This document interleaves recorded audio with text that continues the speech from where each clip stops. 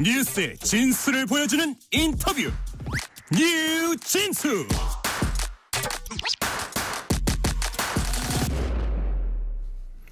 국민의힘 전당대회가 당권 주자 간 공방이 거칠어지면서 자폭 전당대회라는 얘기까지 나오고 있습니다. 특히 원희룡, 한동훈 후보 간 비방전이 계속되자 당선관위가 두 후보에 대해 첫 공식 제재에 나섰습니다.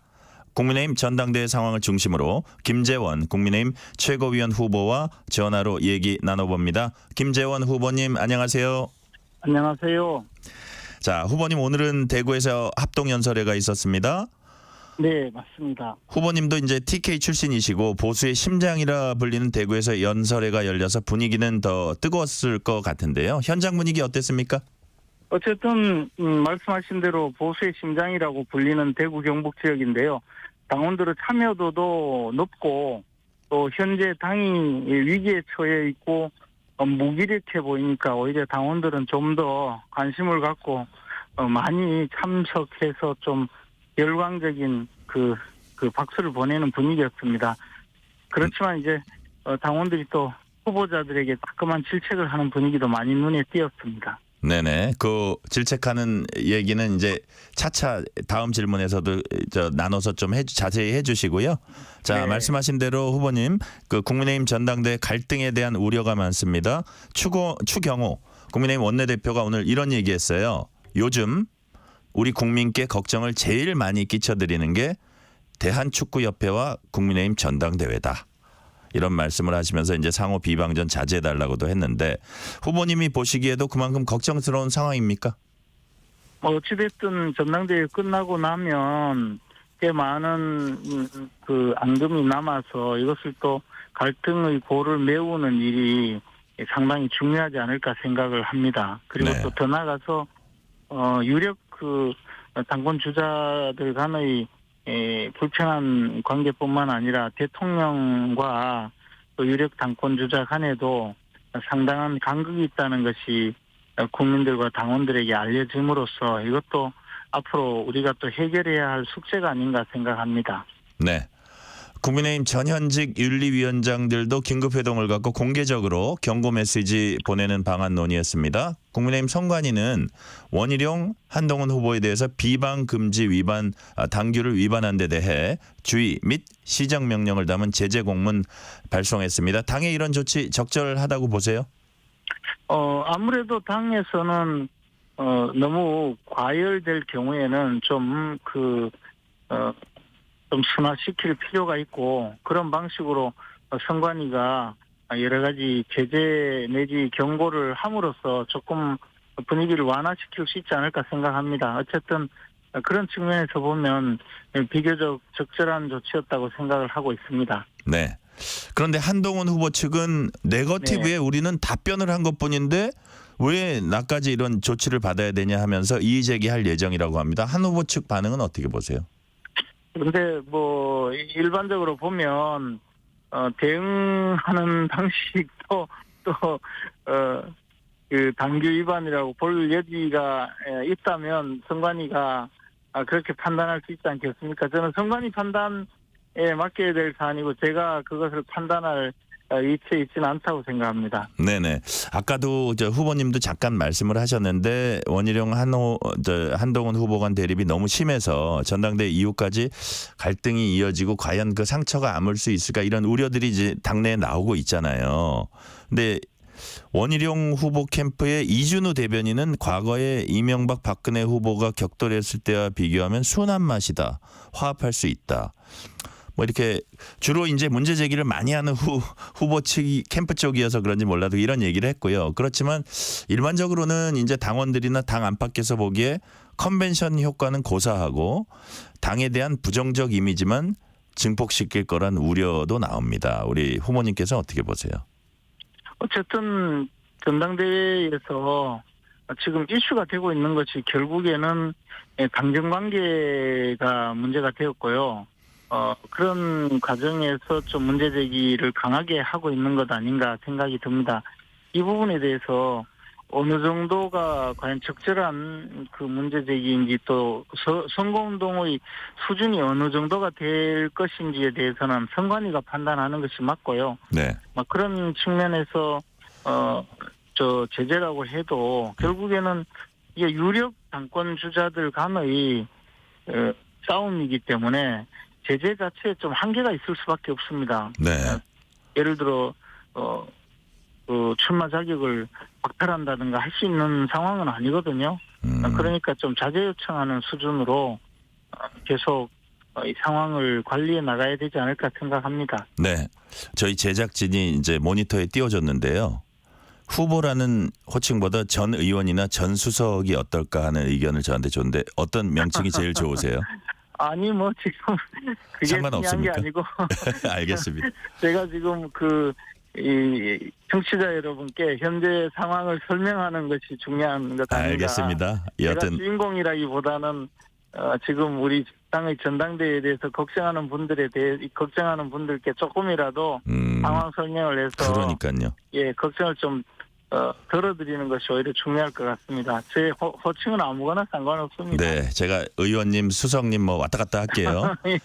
자, 국민의힘 대표 지냈던 이준석 개혁신당 의원은 이런 게 내부 총질이다. 당내 갈등이 회복 불가능한 지점까지 갔다.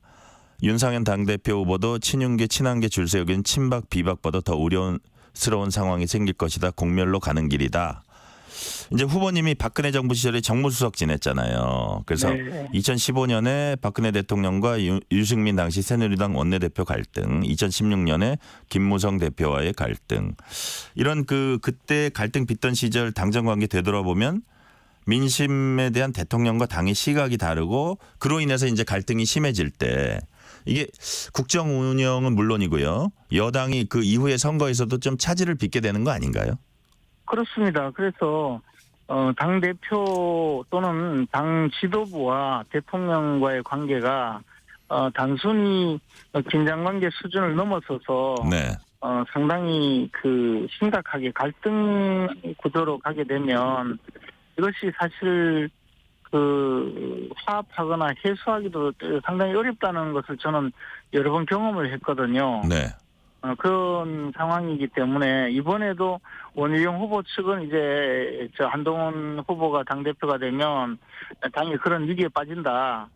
그런 주장을 좀 강하게 하다 보니까 이런 또 소위 네거티브를 많이 한다는 그런 입장이 네. 되게 되고 한동훈 후보 측은 원희룡 후보의 주장을 반격하면서 원희룡 후보의 개인적인 아픈 것을 또 드러내서 노상방뇨라느니 운동권 아니냐, 네. 탄핵에 찬성했지 않느냐 이렇게 반격을 하니까 이게 사실 단순히 네거티브에 대한 대응 내지 해명 수준이 아니고 서로 간에 이제 막 공격이 되고 국민들이 보기에는 그냥 진흙탕 싸움으로 보이는 것 아닌가 생각이 듭니다. 그래서 이제 선거운동은 사실상 막바지로 접어들었는데요. 네. 조금은 정리가 되지 않을까 생각합니다. 나올 만한 네거티브의 기본은 다 공개가 된 것 아닌가. 네. 옆에서 지켜보는 바는 그렇게 생각이 듭니다. 심지어 이제 민주당에서는 댓글팀 사설 댓글팀인지 장관 시절 이거를 가지고 한동훈 네. 특검법에 추가하겠다고 하는 그거고 민주당의 한 중진 의원은 익명으로 어떤 신문사에 이런 얘기를 했다고 해요. 민주당이 검사 탄핵 추진이라든지 이런 초강수 어떻게 보면 무리수를 둬가지고 상당히 마음이 불편했는데 여당 전당대회에서 다 하도 난리를 피니까 이런 게 다 가려져서 다행이다. 이런 얘기까지 하고 있거든요. 그래서 여튼 그런 부분들이 여당으로서는 좀 뼈아픈 지적이 아닌가 싶습니다. 물론 당연히 뼈아픈 지적이고 그것이 사실 또 우리 당 지지자들과 또 현재 경선에 참여하고 있는 당원들의 실망감을 더 키우는 원인이 되고 있거든요. 네. 근데 민주당이 이야기한다는 것은 사실 그것이 하루 이틀 사이에 그냥 후닥닥 해결될 수 있는 것이 아니고 또 그들이 잘못하고 있는 부분은 곧 또 대응이 가능하기 때문에 그리고 전당대회에서 국민들의 이목을 집중할 따름이지 정작 대응해야 될 분들은 원내에 있는 국회의원들이거든요. 네네. 국회의원들이 적절하게 대응하시면 그것은 그냥 민주당이 우리들에 대해서 좀 조롱하는 수준 이상도 이하도 아닐 거라고 생각합니다. 네네. 5169님이 이런 문자 주셨습니다. 후보자들 상호 비방 불편합니다. 당 발전 방향 놓고 실현 가능한 정책 경쟁, 상대방 존중하는 통 큰 정치가 보고 싶네요. 라는 말씀 해주셨습니다. 그 말씀 100% 맞습니다. 네네. 자, 이 와중에 민주당이 추진하는 윤석열 대통령 탄핵 청원 청문회가 일주일 앞으로 다가왔습니다. 자, 민주당이 그냥 단순한 입법 청원에 대한 청문회라기보다 탄핵을 추진하는 어떤 여론을 일으키기 위한 것이다. 국민의힘 이렇게 보고 있는 것 같은데 우리 의원님은 어떻게 보세요?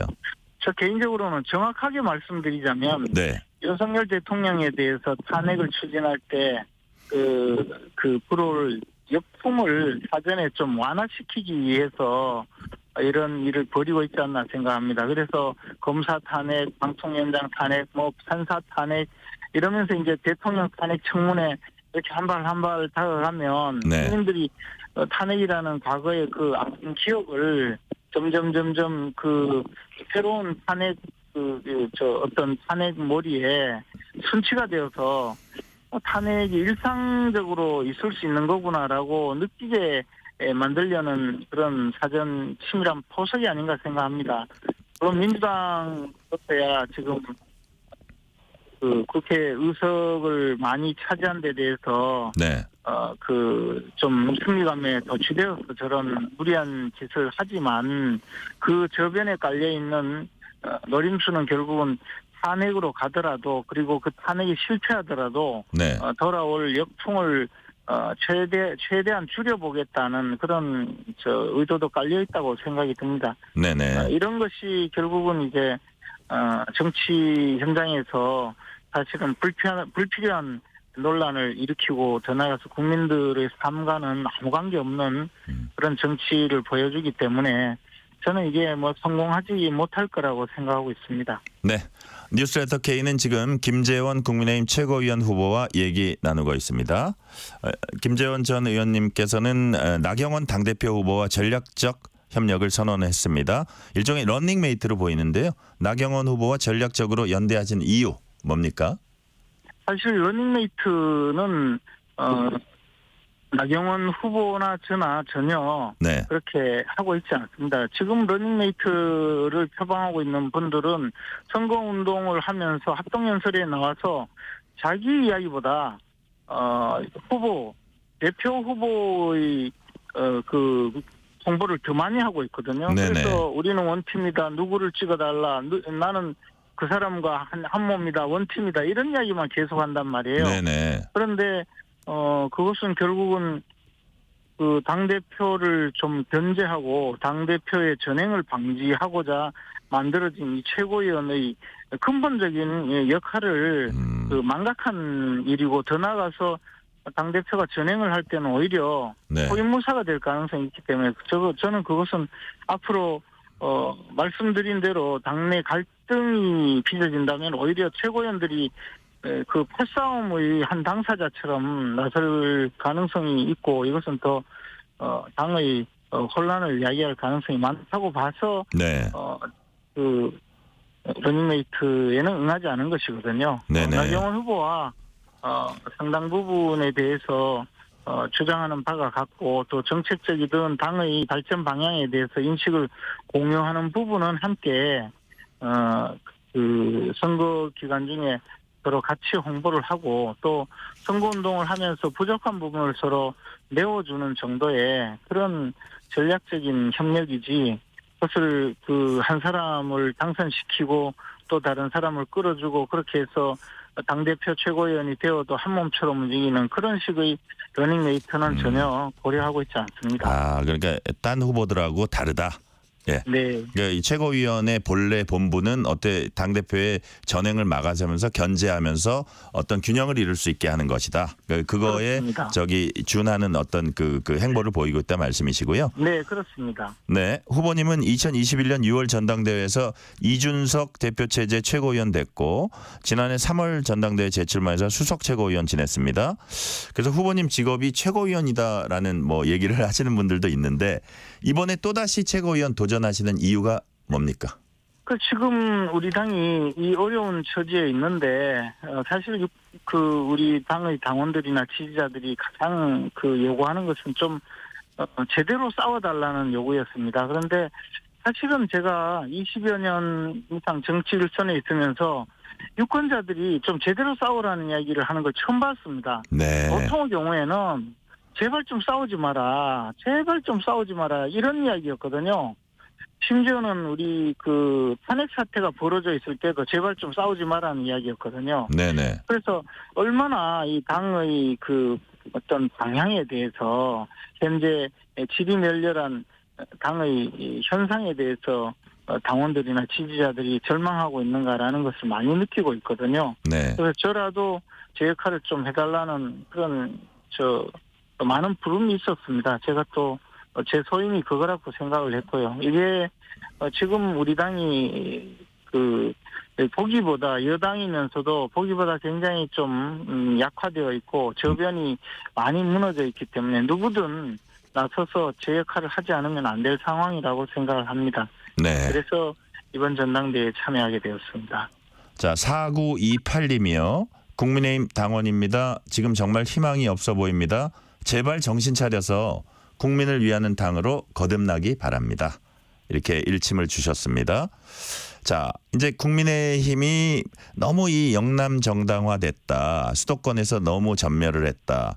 전국 정당으로 나가야 되지 않느냐. 뭐 이런 얘기를 하는 와중에 그렇지만 이번 최고위원 출마자들 보니까 TK 출신이 후보님만 계신 것 같아요. 그래서 우리 전 의원님께서 원래 이제 재심 거쳐서 이제 출마하시게 되셨잖아요. 그것도 TK 민심 고려한 게 아니냐 이런 해석도 나오는데 이번 전당대회에서 TK 민심 대변하는 것도 필요하다 이렇게 보십니까?